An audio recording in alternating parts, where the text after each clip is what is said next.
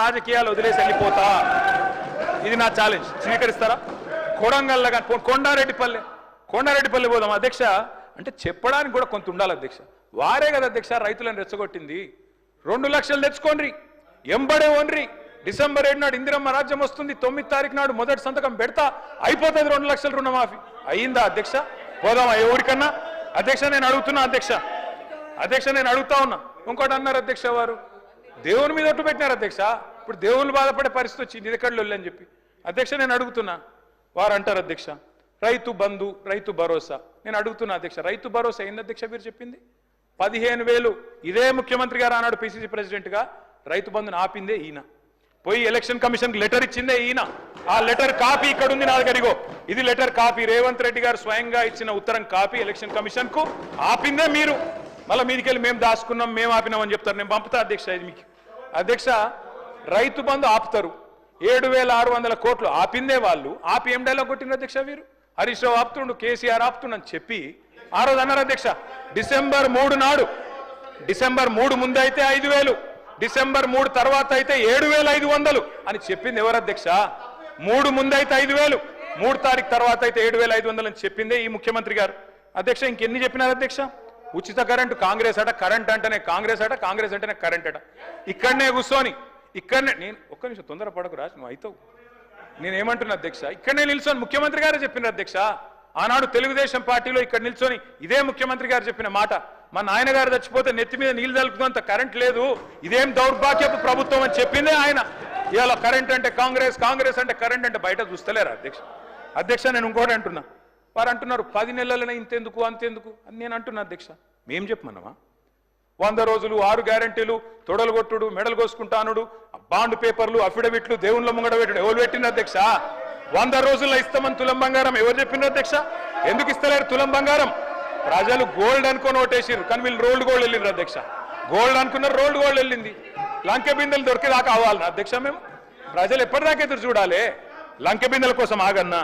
ఇంకా ఎంత అబద్ధం, ఎంత పచ్చి అబద్ధం అంటే అధ్యక్ష నేను అడుగుతా ఉన్నా అధ్యక్ష, ఇక్కడ మీరు చెప్పేది తప్ప, కాగ్ చెప్పేది తప్ప? రేవంత్ రెడ్డి లెక్కలు తప్ప, కాగ్ లెక్కలు తప్ప అధ్యక్ష? చెప్పాలి. రేవంత్ రెడ్డి గారు ఈరోజు చెప్పిన లెక్కలు 1,52,000 కోట్లు మిత్తి కట్టిన, అప్పులు కట్టిన, ఇది కాగ్. మీకు పంపిస్తా ముఖ్యమంత్రి గారు చూసుకోండి. కాగ్ చెప్తున్న ప్రకారం నెలకు 2,750 అసలు మిత్తి కలిపి. మరి మీరు అక్కడ జూట్ చెప్పాలని చెప్తుండాలి, ఇక్కడ అబద్ధం చెప్తుండాలి. రెండిట్లో ఏది కరెక్టో చెప్పాలి. ఆర్థిక అరాచకత్వం అన్నారు అధ్యక్ష. ఆర్థిక అరాచకత్వం నిజమైతే ఆయననే ఎందుకున్నాడు అధ్యక్ష ఆర్థిక కార్యదర్శి? మాకు 11 బడ్జెట్లకు సాయం చేసిన ఆయన, మీకు 3 బడ్జెట్లకు సాయం చేసిన ఆయన ఎందుకు కొనసాగిస్తున్నారు? మరి ఏది కరెక్ట్? అందుకే అంటున్న అధ్యక్ష. ఇంకోటి బోనస్, అది కూడా గొప్పగా చెప్పిన అధ్యక్ష. బోనస్ ఇగో అధ్యక్ష, ఇది కాంగ్రెస్ మేనిఫెస్టో. పేజ్ నెంబర్ చూసుకోండి, పేజ్ నెంబర్ 8. ఏం చెప్పిన అధ్యక్ష ఈ మేనిఫెస్టోలో? వరి ధాన్యం మద్దతు ధర 2183. దేనిది మద్దతు ధర? ఇది దొడ్డు వడ్లది. 2183 అంటే దొడ్డు వడ్లు. దొడ్డు వడ్లకు మీరేం చెప్పినారు? 500 కలిపి 2,683 ఇస్తామని చెప్పిండ్రు. ఇచ్చిండ్రా?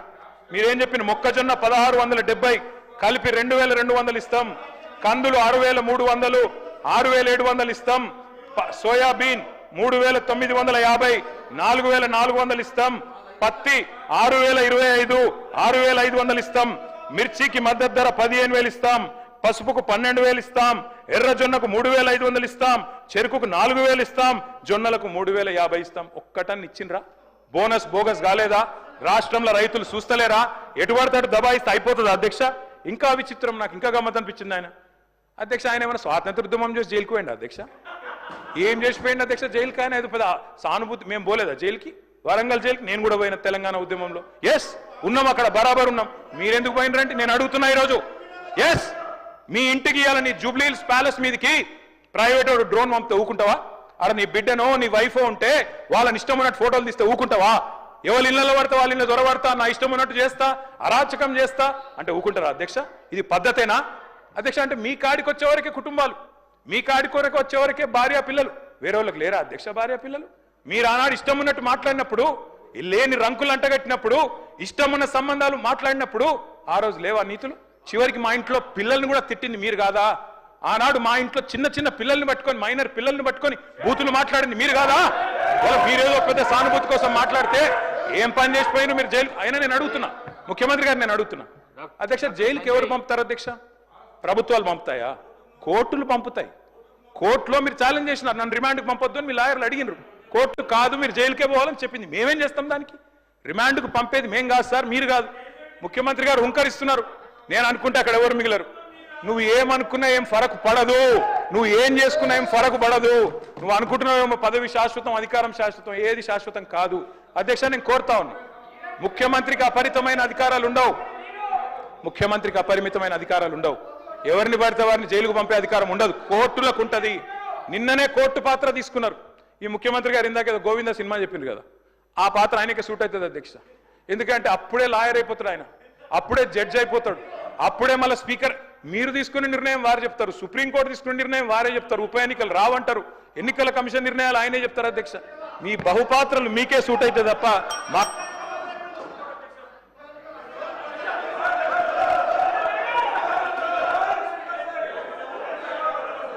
సార్. స్పీకర్ సార్, మీరు చెప్పారు ఇన్ని పేర్లు చెప్పారు ప్రాజెక్ట్స్. నాగార్జున సాగర్, శ్రీశైలం, మంజీరా, మొత్తం కాంగ్రెస్ కట్టిన ప్రాజెక్టుల లిస్టులు అని చెప్పారు. నేను అడుగుతా ఉన్నది, ఎస్ నిజం, ఎస్ నేను కాదనలేదు కదా బ్రదర్. 50 ఏళ్ళ అధికారం ఇచ్చినప్పుడు ఆ మాత్రం కట్టాలి కదా, కట్టకపోతే కూడా బాగుండదు కదా. కట్టిండ్రు. మరి 2014 ముందు లేవా ఇవన్నీ? 2014 ముందు వానలు పడలేదా? 2014 ముందు ఈ ప్రాజెక్టులు లేవా? మరి అప్పుడు ఎందుకు వండలేదు పంటలు? ఎందుకో కేసీఆర్ ప్రభుత్వం వచ్చినాకనే వండినాయి. ఇవాళ ఎట్లా మాట్లాడతారండి? సూర్యాపేట జిల్లాలో రేవంత్ రెడ్డి గారు, సూర్యాపేట జిల్లాలో దయచేసి మీరు వినాలి. రేవంత్ రెడ్డి గారు, నేను ఒక మాట అంటాను. మీరు నేను చెన్నై మీటింగ్కి పోయినాం, అక్కడ మీరు ప్రతిపాదన పెట్టిండ్రు. పెడితే నేను మీ పార్టీని కాదు, మీరు నేను ఇక్కడ ఉప్పు నిప్పులకి కొట్లాడుకుంటాం. ఆడ పోయినాక నేను మిమ్మల్ని గౌరవించి మా ముఖ్యమంత్రి గారు చెప్పిన మాట కరెక్టు, 33% కాదు 36% ఇవ్వచ్చు అని చెప్పిన. ఎందుకంటే నాకు ఆ సంస్కారం ఉంది. హద్దులు దాటినాక, సరిహద్దులు దాటినాక నువ్వు మా ముఖ్యమంత్రి కాబట్టి నేను కాపాడాలి, నేను గౌరవించాలి, నీకు డిఫెండ్ చేయాలి, అది నా బాధ్యత. కానీ ఇక్కడికి వచ్చిన తర్వాత కూడా మీరు ముఖ్యమంత్రి పదవిలో కూర్చున్న తర్వాత కూడా గంత ఫ్రస్ట్రేషను, గని రంకెలేస్తే కుదరదు. ప్రతిపక్షాల మీద మాటలతో డైలాగులు దాడి చేస్తా, పంచ్ డైలాగులతో దాడి చేస్తా కుదరదు. పరిపాలన అంటే పంచ్ డైలాగులు కాదు. పరిపాలన అంటే ఇప్పుడు మీరు చెప్పిన కష్టాలన్నీ ఉంటాయి.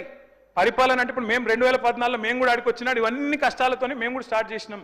మెల్లమెల్లగా ఒక్కొక్కటి సెట్ చేసుకుంటేనే వీడి దాకా వచ్చినాం.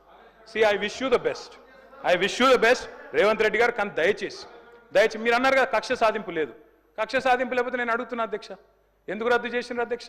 మేము తెచ్చిన పథకాలని, మేము తెచ్చిన ప్రాజెక్టులను. అప్పటికే ఎయిర్పోర్ట్ మెట్రో టెండర్ అయిపోయింది. రేవంత్ రెడ్డి గారికి ఒకటే కోపం ఏంటంటే వీళ్ళు తెచ్చిరు, నేను రద్దు చేయాలి. చేసి పారేసిండు. ఓకే, నో ప్రాబ్లం, ప్రభుత్వం మీది, మీ ఇష్టం. ఫార్మా సిటీ రద్దన్నారు, ఫార్మా విలేజ్లు ముద్దన్నారు. ఏమైంది అధ్యక్ష? మీ సొంత నియోజకవర్గం రేవంత్ రెడ్డి గారు కొడంగల్లో ఏం జరిగింది? ఈరోజు నేను అడుగుతా ఉన్నా అధ్యక్ష, ముఖ్యమంత్రి గారు తప్పు కాదు, ఆయన బిజీగా ఉంటాడు సహజంగానే. ముఖ్యమంత్రి అంటే ఆయనకు నిజంగా కూడా 18 గంటలు కాదు 24 గంటలు పని చేసినా కావాల్సినంత పని ఉంటుంది. కానీ ఏం జరిగింది రేవంత్ రెడ్డి గారు?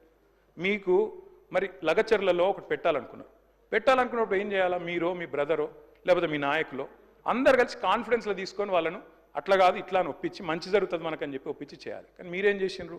వాళ్ళు ధర్నాలు చేస్తే పట్టించుకోవాలి, రాస్తారోకలు చేస్తే పట్టించుకోవాలి. 9 నెలలు అక్కడ టెంట్ పడితే పోయినోళ్ళు లేరు, అడిగినోళ్ళు లేరు. ఆఖరికి అధికారులు పోతే లొల్లయింది. ఆ లొల్లిని మాకంట కట్టి మేమేదో చేసినామంటే నేను రేవంత్ రెడ్డి గారికి విజ్ఞప్తి చేస్తున్నా, మీరు మీరు మీరు మీ నేను కేటీఆర్ గారిని కోరుతా ఉన్నా. ఎందుకంటే పరిశ్రమల శాఖకు సంబంధించి వారు కూడా ఈ శాఖను నిర్వహించారు అధ్యక్ష. లగచర్ల జరిగిన సంఘటన ఎవరు సృష్టించిండ్రు, దేనివల్ల సృష్టించిండ్రు? ఈరోజు ప్రభుత్వం ఒక సంకల్పన చేస్తే అది కూడా ముఖ్యమంత్రి గారి నియోజకవర్గంలో అభివృద్ధి జరగొద్దని ఎవరు ఆలోచన చేసిండ్రు? ఎవరు రైతులను ప్రేరేపణ చేసిండ్రు?